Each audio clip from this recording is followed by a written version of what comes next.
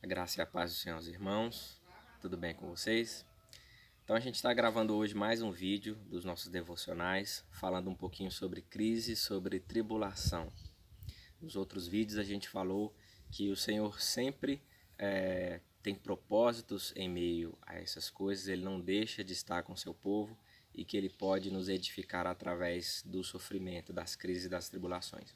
E hoje eu queria falar especificamente sobre aquele sentimento que às vezes a gente tem, aquele medo que às vezes a gente tem da grande crise ou da tribulação ser muito maior do que as nossas forças, daquele questionamento que a gente faz às vezes se a gente vai conseguir passar por esse tipo de coisa. Então, em toda a história, o povo de Deus sempre passou por isso e muitas outras pessoas, muitos outros crentes também fizeram essa pergunta, se de fato conseguiriam escapar, conseguiriam passar por aquilo. E a gente vai ler hoje um salmo onde o escritor do salmo, o compositor do salmo, trata justamente disso, da sensação que ele teve diante da tribulação, da sensação de incapacidade, de fraqueza e de como ele enxergou em Deus o seu socorro. A gente vai fazer a leitura do salmo número 124. Salmo 124, ele diz assim: Não fosse o Senhor que esteve ao nosso lado, Israel que o diga, não fosse o Senhor que esteve ao nosso lado quando os homens se levantaram contra nós, e nos teriam engolido vivos quando a sua ira se acendeu contra nós. As águas nos teriam submergido e sobre a nossa alma teria passado a torrente.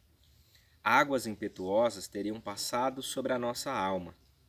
Bendito o Senhor, que não nos deu por presa aos dentes deles. Salvou-se a nossa alma como um pássaro do laço dos passarinheiros. Quebrou-se o laço e nós nos vimos livres. O nosso socorro está em o nome do Senhor, Criador do céu e da terra.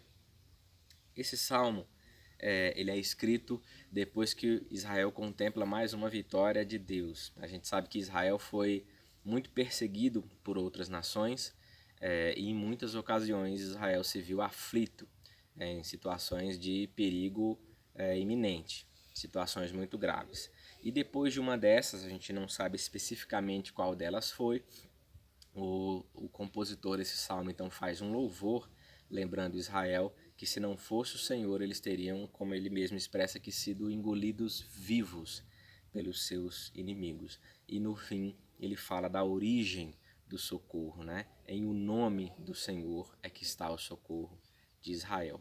E uma coisa muito interessante desse salmo, e os salmos eles fazem isso frequentemente, o uso dessa linguagem, fazendo uma comparação com alguma outra coisa, para tentar expressar bem aquela ideia que o autor tem em mente. E aqui, para expressar bem a ideia que ele tem de falar sobre aquela agonia, sobre aquela crise, aquela grande aflição, ele usa a figura de uma submersão sobre uma grande torrente de água.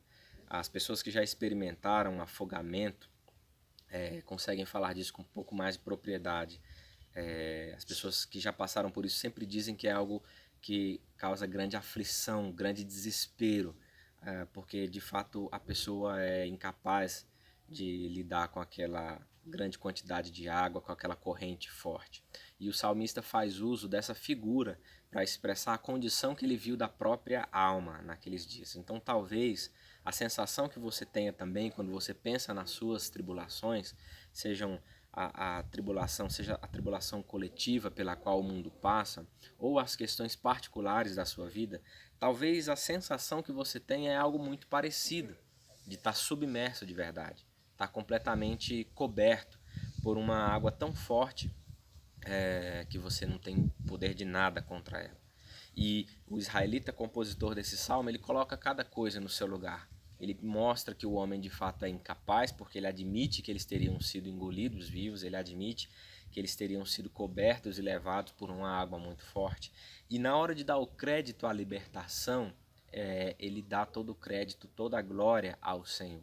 Em nenhum momento ele fala de que o próprio esforço dele, ou de que a própria bondade dele, ou de que a própria obediência dele tivessem sido as causas da libertação. Ele fala que o nome do Senhor, no nome do Senhor é que está o socorro de Israel. Se não fosse o Senhor, ele diz, Israel que o diga, eles teriam sido de fato engolidos vivos pelos seus inimigos. Essa é a linguagem intensa que ele emprega para descrever a situação que eles passaram. Então ele coloca tudo no seu lugar, homem pequeno, tribulação capaz de nos afogar, por assim dizer, e aquele que nos salva, aquele que redime a nossa alma, aquele que é o nosso socorro, é o Senhor. Por isso que o livro dos Salmos ele usa bastante palavras como refúgio, fortaleza, socorro bem presente, guarda, para se referir a Deus. Porque essa é a sensação, essa é a convicção que o crente sempre tem a respeito do seu Senhor. E essa é a convicção que nós precisamos ter também. É interessante que o Novo Testamento também trata bastante dessas questões. E a gente sabe que Jesus fala num texto muito conhecido que ele enviaria para nós um consolador. É muito bonito, bonita essa descrição que Jesus dá a respeito do Espírito que ele vai enviar para o seu povo. O Espírito Santo é aquele que habita em nós, nos consola, nos conforta, nos exorta, nos traz força para que a gente possa passar, como aproveitando a linguagem do salmista, por esse afogamento, por essa grande torrente de águas. E o Espírito de Deus é quem nos socorre, é quem intercede por nós segundo a vontade do próprio Deus, porque para isso ele nos foi dado pelo nosso próprio Senhor. Então, é possível que você também se sinta submerso, mas peça ao Senhor que lhe conceda o seu Espírito para que ele dê a você forças para que você passe pelas tribulações. Quando a sua alma estiver à beira do afogamento, saiba que Deus, em sua misericórdia, em sua graça, concedeu a cada um de nós o seu Espírito. Então talvez você um dia comece a cantar como salmista. Quando as correntes ou quando a grande quantidade de água, a grande força da água me submergiu, me encobriu, lá estava a mão do meu Deus para me resgatar. Quando a grande água da morte, quando a grande correnteza ou grande tsunami da morte, do pecado, da condenação eterna estiveram sobre mim, lá estava o meu Senhor para me resgatar, para perdoar os meus pecados, para me tornar povo dele. Então eu queria também propor algumas coisas para você fazer nos próximos dias, para que você mantenha em foco os pensamentos a respeito de Deus como nosso socorro. Paulo fala aos Romanos no capítulo 8, a partir do verso 26, é um texto muito conhecido, que o Espírito Santo ele nos auxilia em nossas fraquezas, ele intercede por nós. Então eu convido você a fazer a leitura desse texto, do capítulo 8 de Romanos, leia com mais atenção ainda, eu sei que você já leu, eu sei que você já conhece, mas leia de novo, leia com mais atenção, especificamente essa parte em que o Espírito Santo é descrito como aquele que nos auxilia nas nossas fraquezas, e ele chega até mesmo ao ponto de interceder em nosso lugar, porque frequentemente nós não sabemos nem mesmo o que pedir e como pedir, e o Espírito de Deus faz isso por nós. Então leia esse capítulo de Romanos, dê bastante atenção a esse trecho, essa partezinha que se fala da função do Espírito Santo. E outro texto também, 2 Coríntios capítulo 1, dos versos 8 a 10, Paulo então fala das grandes tribulações pelas quais ele passou, e ele chegou a perder a esperança da própria vida, mas que Deus o resgatou ali também.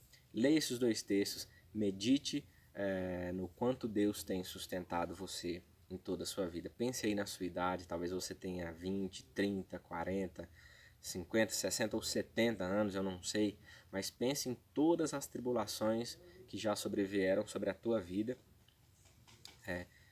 por todas as aflições, por todos os medos, por todas as angústias, por todas as dores, e aí você ainda está, né? Aí você ainda está de pé, lembrando de todas essas coisas, mas dando também o testemunho de que Deus te socorreu em meio a elas.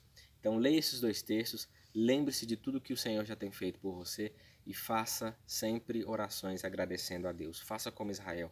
Diga o seguinte: se não fosse o Senhor Deus que tivesse me socorrido, eu já teria sido devorado, eu já teria sido submerso pelas águas das tribulações pelas quais eu passei. Dê toda a glória a Deus pelos seus livramentos, e o maior de todos eles, é claro, muito maior do que as coisas particulares que a gente passa na nossa vida, o livramento da morte eterna, o livramento do juízo final, do juízo eterno, porque em Cristo Jesus nós passamos da morte para a vida. Em Cristo Jesus nós somos resgatados desse tsunami da morte e do pecado e levados para a segurança, para a família de Deus, para sermos povo de Deus. Amém?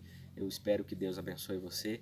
Faça essas lições, digamos assim, essas aplicações, essas ocupações e medite sempre sendo grato ao Senhor pelos livramentos que Ele tem nos dado. Amém? Que Deus abençoe você.